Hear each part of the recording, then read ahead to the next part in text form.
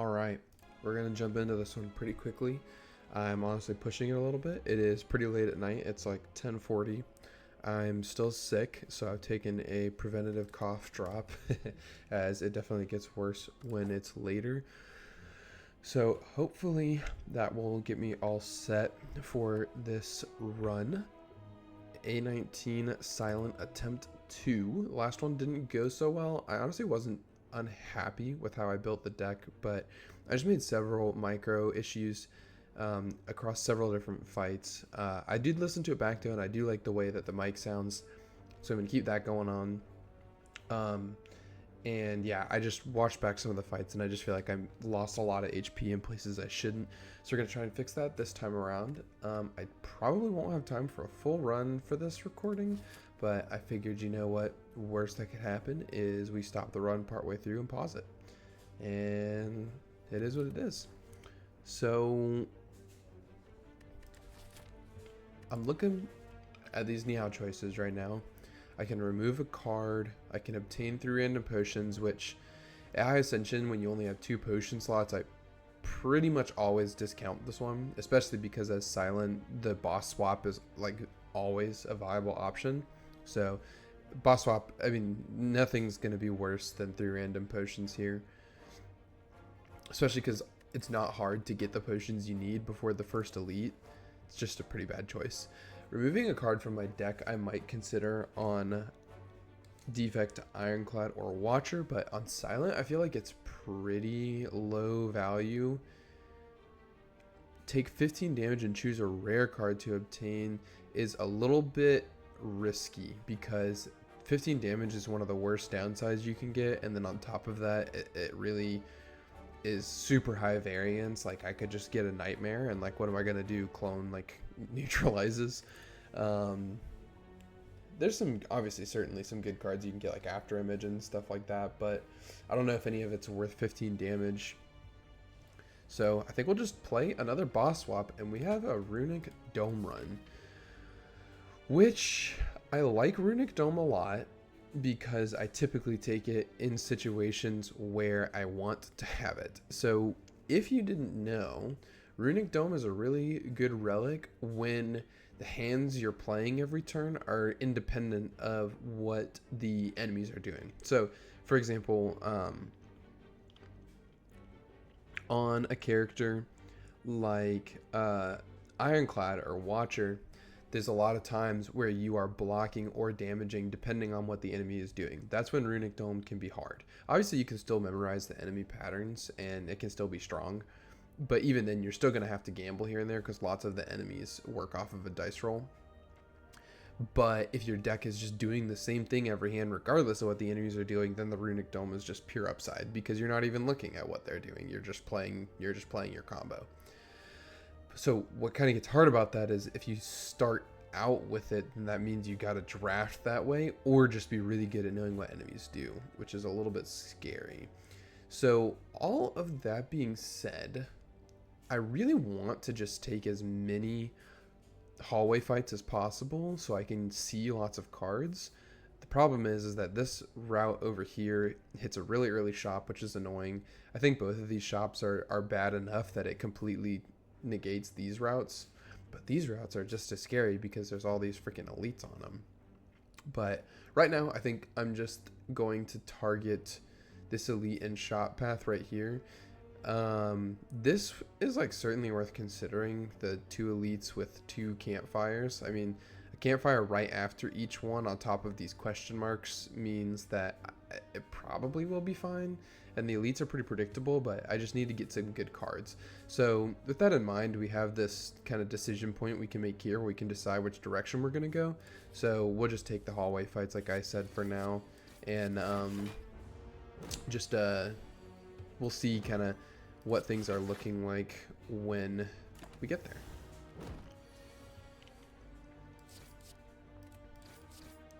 And so this is a time where stuff like the bestiary mod is really helpful. So this mob has a 40-40-20 split between these 3 attacks. Lick can't be used twice in a row, while the other attacks can't be used 3 times in a row. So I think it's used Corrosive Spit once and Tackle once, because I think I have a Slimed. Yep. So it's still unlikely that it will do a lick. Which, if it was going to lick, then I would want to just play the Strike. But since I don't know, yeah, I'm going to play the Defend. But that's kind of just the price you pay for Dome.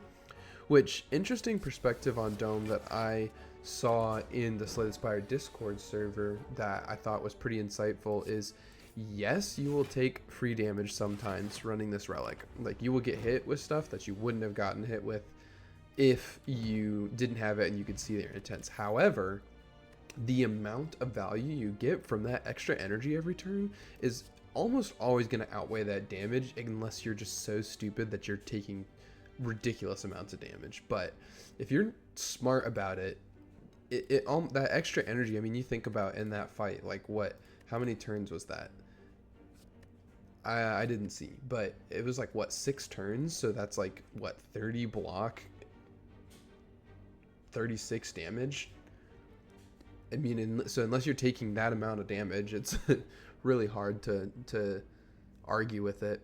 But Deflect is a really good card to have, especially with Dome, because I can just play it and not have to think about it. Dagger Spray and Flying Knee, neither are very good, but they are both attacks, and I really am going to need some damage for these elites, because even with Runic Dome, I still get tore up by Gremlin Knob and Lagavulin, because I just have so little damage. So neither of these are really particularly good versus either of those elites, though, because Dagger Spray is primarily good for Sentry, and that's about it. Flying Knee is just really slow and not actually that much damage. So I think I'm going to pick up the Deflect, which, putting off a damage card really could bite me in the butt, but we will see. We'll see what we get. Hopefully that it doesn't come to that. But you just never know with Slay the Spire. It's always a mixed bag. Fruit Juice is, of course, quite nice. So, I don't really like Predator as a card. And I also don't like Predators as people. Pause. But I just feel like I need an attack so badly, and admittedly it does help a lot with both the Lagavulin fight and the Gremlin Knob fight.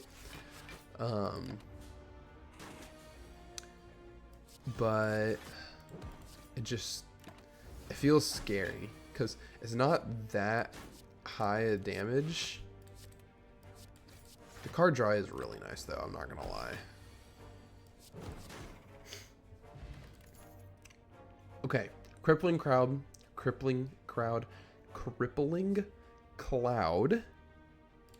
is a really good card.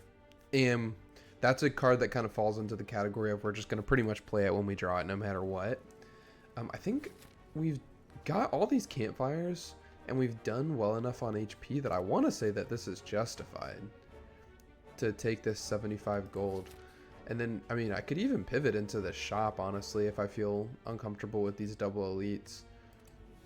So I'll definitely take it. And then now let's think about this.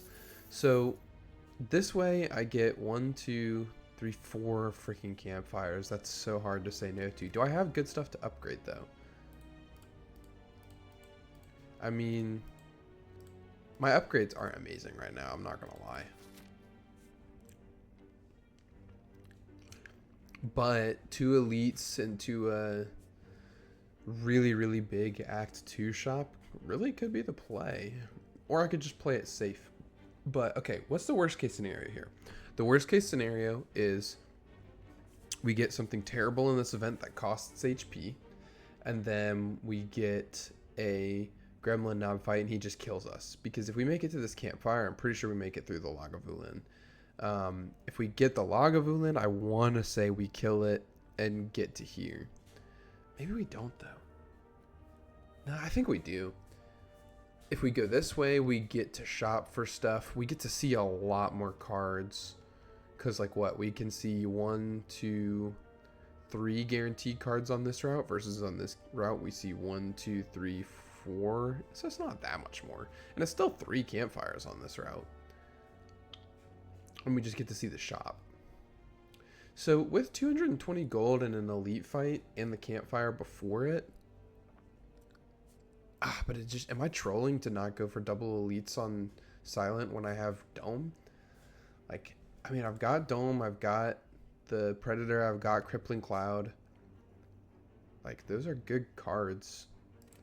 I just don't feel like I've got the damage to go through 2.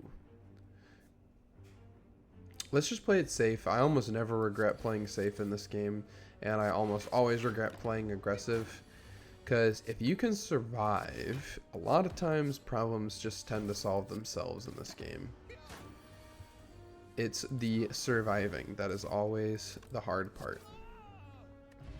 And like I said, I really don't. I'm losing 1 elite. That's really it. So are we going to run Choke again? So Accuracy is an amazing card, but we don't have any shivs yet. So, I mean, Choke does give me the damage I need in the short term. I mean, now I could consider doing 2 elites again. Now that I found another damage card.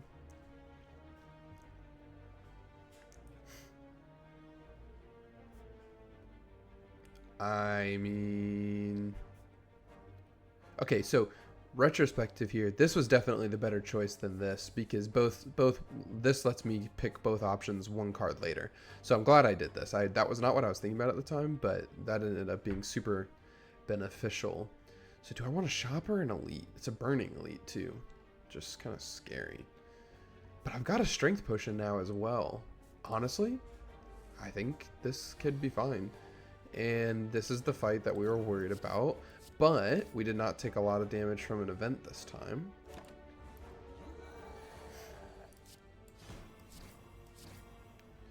And I think that the deflect is worth playing here because I'm going to pull this Predator. Then I'll play the Strike. And then I'll play the Survivor. And then we're not going to die. We're just going to take a lot of damage. And we should be in the clear here. Yeah, so that was the scary fight. Orichalcum is quite nice. There's a Shiv, which does synergize with our Choke. Doesn't synergize with our Orichalcum. Expertise is a pretty good card with Dome. Just because card draw is nice when you have energy. But I think Cloak and Dagger is a good play here. We will certainly heal. So now we can't fight Gremlin Knob, which is great. Unfortunately, we did get Laga instead of Sentry, so I'm just going to generate a Shiv here. So what we want to do is I would like to line this up a little bit better. I don't really want to play the Crippling Cloud. Gosh, I'm struggling with that. I don't want to play the Crippling Cloud until it is woken up and the Dex and Strengths are coming out, because that's when I get the most value out of this. So if I choke now, I'll pull my Deflect, my Neutralize. I think we'll have some good options coming up here. So I will choke now. And then this is a Burning Elite. What was its buff? Am I crazy? It must just have more HP than normal. Man, do I want to discard this Ascender's Bane and keep it for my next shuffle? I don't want to, but that appears to be the choice that I am left with. We get more block by not playing block because of Orichalcum, so we'll just deal damage. Okay, this thing hurts. We'll Crippling Cloud. I'm just going to call that CC from this point forward, by the way. That is starting to hurt my head.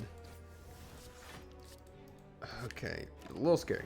Little scary. Oh, I'm stupid. That was the freaking... That was the Dex turn. I'm dumb. Oh man, are we not gonna kill this thing?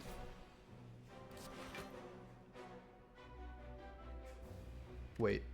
Okay. Controversial decision here. I can just end the run after this, but I'm curious if I get the damage off on the turn that it was doing the... What's it called? Also, this is a graphical bug that happens with one of my mods. When it was doing the dexterity turn, so what? I woke it up on turn 2. So turn 3 it attacks, turn 4 it attacks. Oh my gosh, I keep forgetting I need to do the 6 damage. I have Orichalcum. This is the turn that it's doing the debuff, right? So I don't really want to play any of this, honestly. We can generate the shivs though. I would like to pull those with, okay, just use the energy. Start dealing the damage. Then